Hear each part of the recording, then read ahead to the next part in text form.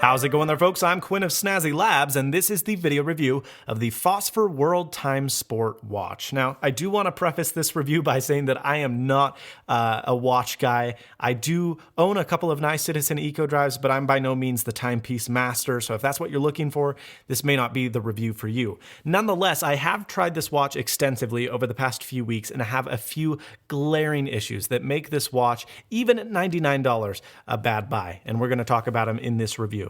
Now, Phosphor makes some really cool watches, and the first watch I reviewed from them about a year ago was the original World Time, and it was amazing. It was a steel clock face, it had a nice leather band, and it had this e-ink technology for $150.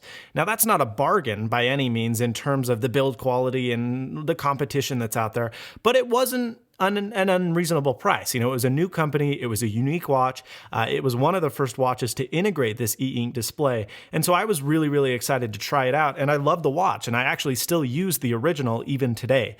However, that will not be the same with this because there are some glaring issues that make this a really bad buy. Now, I do want to mention the good first. It comes with this silicone-like band, which historically I've hated in watches. It's uncomfortable, it's itchy, it pulls your hair on your wrist. Not this, actually. It does accrue lint and dust, especially on the black model. It does come in all black, or it comes in this black and orange system, or it comes in all white. And on the all black, you will notice some lint accruing on the band, but on this model, the orange model, and I would assume the white model, it's not a problem at all. And it's actually really malleable. It's not rough on your skin. It feels really nice, and it was certainly nothing that I thought was annoying. So that was really good to see.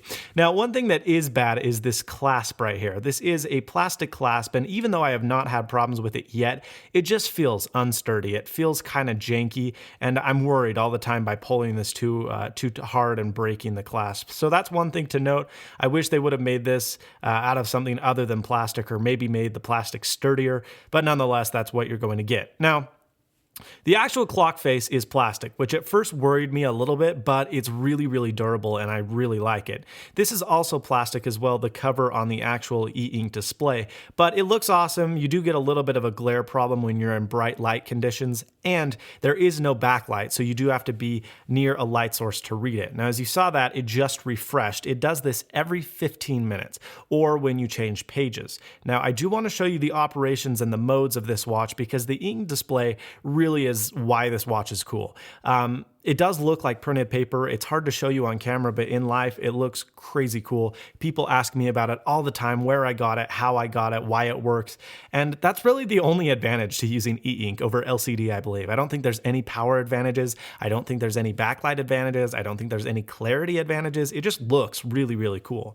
Now, there are two buttons right here, which, unlike the previous model, are buttons. This is a capacitive touch-sensitive area, which is where havoc breaks loose. Everything goes wrong. Now, in theory, it's a good idea. If you swipe this way, you can change the contrast to either white on black or black on white. I prefer black on white. Or you can slide this way to get the different watch faces. Now, there is a date, there is a world time, and then there is a world time and date. And then there is a big clock face and the small clock face, which I prefer. Now, this is what it looks like, and after about 15 minutes, it does refresh this display. Up until then, it simply redraws, which is a little bit annoying because near, like, for example, 4:43, 44, right before it hits that 15-minute interval, it gets kind of ghost-like. You do see a couple of patterns and trails from previous times, and even at some points, it was hard to tell the time just because it had redrawed and not done a very good job, which I don't necessarily enjoy. Now, the back is easily accessible for you to replace the battery if ever it dies, which is pretty awesome. However, I do have to go back to this face right here because this is where everything goes wrong. Now, since it is capacitive, it gets triggered, and it's not a very good capacitive display wherein it needs an actual finger. It is winter here in Salt Lake City, Utah, and I'm wearing a shirt, and when I do wear long sleeve shirts, this falsely triggers all the time. I'll look up and it'll have a different clock face or it'll be on a different contrast, and even though that's disorienting, I could have dealt with it. However, in order to set the time on the clock, all you have to do is double tap this button, and you don't even have to do it in rapid succession.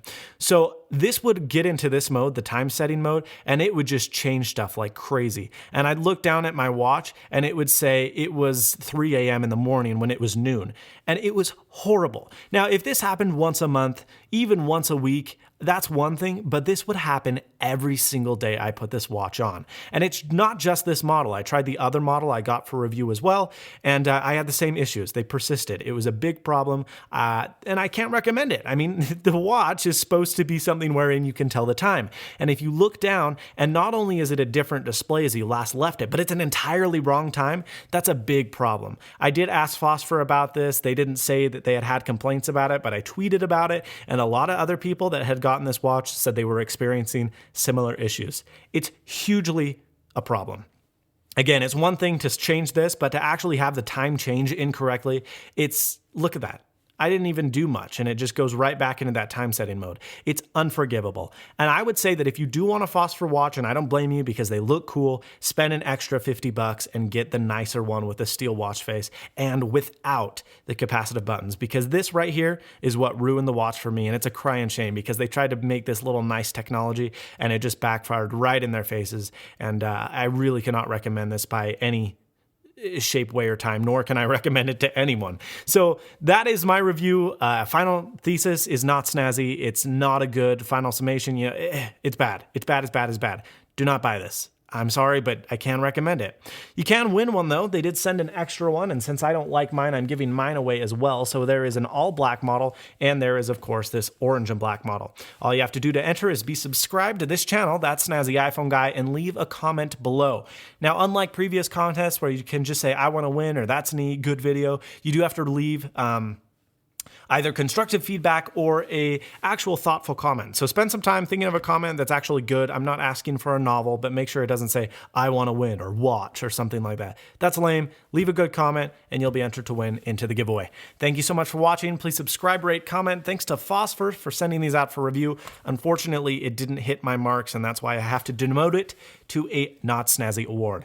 Thanks so much for watching. Please subscribe, rate, comment, and as always, stay snazzy. See you later, folks.